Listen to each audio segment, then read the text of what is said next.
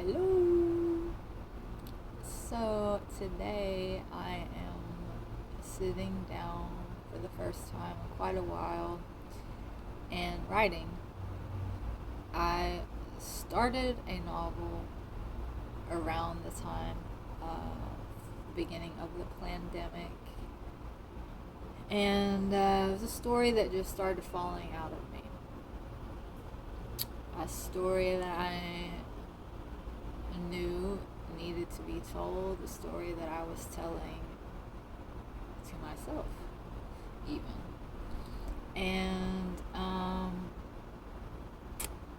I had to stop writing when I fell into what could be described as a dark night of the soul.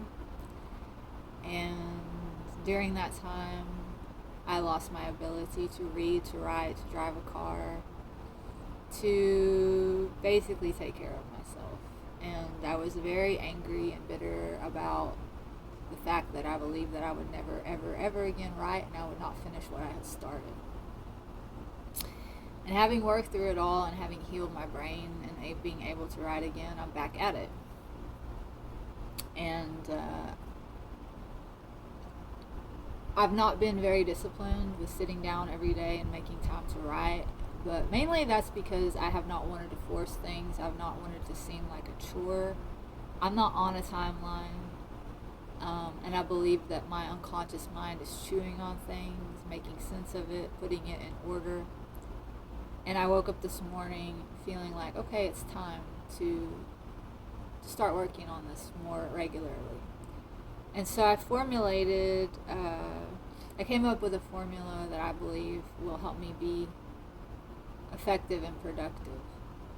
And that is that I'm going to sit down every morning and I'm going to start transcribing by hand what it is that I have already typed up, which is about 40 pages, a couple of chapters.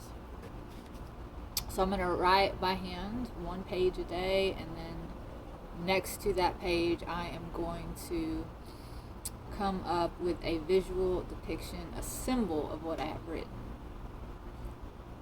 And then I am going to do a page worth of stream of consciousness by hand, and then pare that down to a pearl, which I will include into the novel, and I will continue my writing in that manner. And I have started a Patreon account to share my writing, to share my art. It's called Church of the Holy Fools Presents Being Mycelium, a Novel Idea.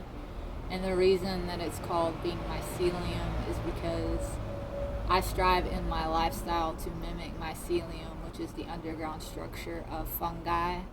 It's what I believe is the keystone species of the planet Earth, meaning if we lose the mycelium, we lose it all. Mycelium transports water, nutrients, oxygen from plants to plants, and makes connections. It's a communication and connection device. So I want to be like that, and I'm using my art to do that, to make connections with other people. So I'm sharing my writing, my visual arts. I also do sculptures with using natural objects like driftwood and feathers and stones that I find in my travels. I'm visiting different communities and homesteads and farms, learning how to grow food and meet my own basic needs, which I've been on that journey for about 15 years. I'm a permaculturist. I have a degree in sustainable living. So I'm just getting deeper into that sort of lifestyle, and really looking for eventually a place that I can settle in community. And I want to share that with other people. So my Patreon has basically all of my artistic endeavors there, and you can find all of that stuff and be a part of it and view it for free. You can sign up. You go there, it says join for free. All you have to do is put in your email address. It doesn't ask for credit card. It doesn't ask for anything like that. There's no trick where it's like it's going to start billing you after a certain amount of time. Of course, there is the option if you would like to financially contribute. There are different tiers that you can sign up for. but everyone can view all the content for free. You could also make a contribution through Venmo if you don't want to sign up through Patreon, and I will put my Venmo information on there. And basically, this novel is my way of synthesizing and working through and learning from my past experiences, my traumas, making something beautiful out of something ugly and painful. And not my whole life hasn't been ugly and painful. A lot of it's been beautiful, and ultimately all of it is beautiful. And all of it is a blessing if you're willing to do the work. And I am, and that's what this is about. And the coolest thing about my writing is I don't claim to be a great writer. That's not the point. The point is, like I said, is to do the work and to learn and to grow and to express myself. And if other people can get something out of my work and learn and grow from what it is that I'm putting out there, then wonderful, you know? It's not about impressing anyone or like trying to define myself as a writer. That's not what it's about. And I just say that just like because I want to let you know I have no delusions of grandeur. I don't think that I'm like the next J.K. Rowling or anything like that. You know? But the coolest thing about my writing is that I've come to find I started writing this at the beginning of the pandemic, like I said, and I've come to find that a lot of it was actually prophetic. It was foretelling and foreshadowing what it was that I was about to fall into and experience during my dark night of the soul, spoken to me by my higher self through symbols and metaphors. And so, having discovered that now as I've gone back and reread everything that I wrote, it has confirmed for me what it is that I've always suspected, which is that we come here with a very specific purpose and lessons that we want to learn, and that is our destiny. And we have free will, so we can choose to divert from that path, from that intended path. But when we are on that intended path, which I believe that I am, I believe we experience synchronicities that are sort of guideposts and indicators that, hey, you're on the right path. And I experience synchronicities daily. It's just part of my life. It has been for quite a while. And I believe that's just how life works. If you are paying attention, you will see them. And that's a clue that you're headed in the right direction, that you're waking up. So, yeah. Writing a page a day, doing a piece of artwork next to it. I'll show you what I did today. I think writing things by hand is very helpful. It just works a different part of your brain than typing does. So, this is called Shallow in the Deep. The water is deep, dark, cold, petrified. Fearful movement will catch the attention of whatever lurks beneath. She does a dead man's float. With shallow breath and steely eyes, she stares into the eternal night, hoping to catch a glimpse of the moon which births and forever rocks her in its fluid, temperamental cradle. Her eyelids are heavy. She has been staving off sleep for as long as she can remember, for with it comes the presence of whatever lurks beneath.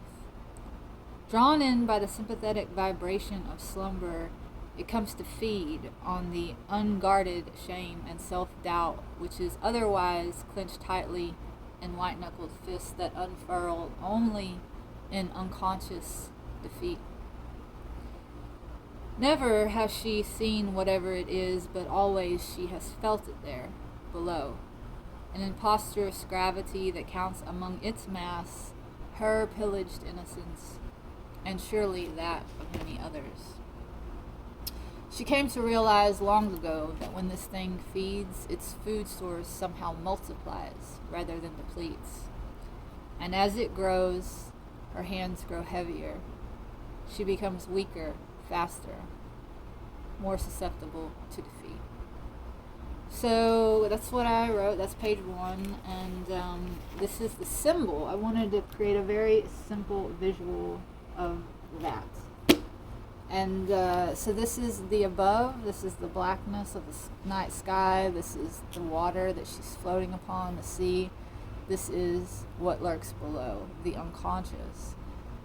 The moon that she is searching for, the moon is symbolic of the unconscious mind and our emotions, which influence us unconsciously, like the stuff that might come up when we are triggered, you know.